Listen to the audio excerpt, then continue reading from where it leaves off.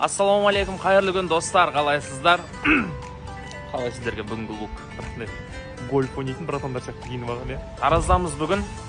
Тараздағы шаруалардың барлығын бітіріп, ары қарай Шымкентке шығып баратырмыз.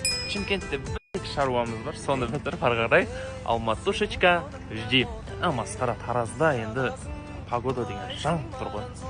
Бассейн ашылса, плавкиімізді қолымызды қыстап, бара салайын деп тұр осы тұрғанда. Бізге жол болсын.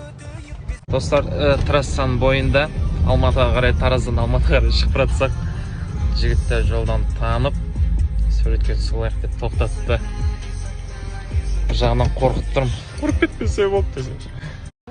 Ой, короче, жолда кетіп баратсақ Алматыға тоқтатып алып.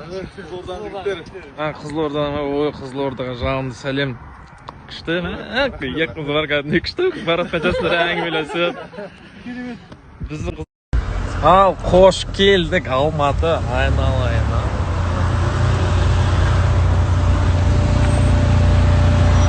Как всегда ғой, как всегда. Осы. Ауыз ашардың уақытысын күтіп отырмыз.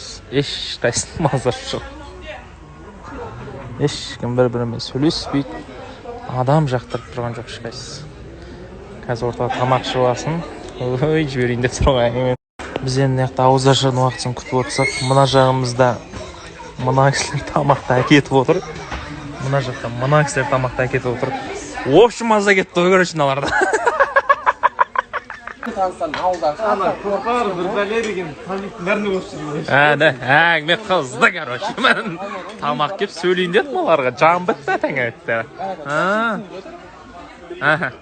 Күледі бұлар уже. Тамақ келді.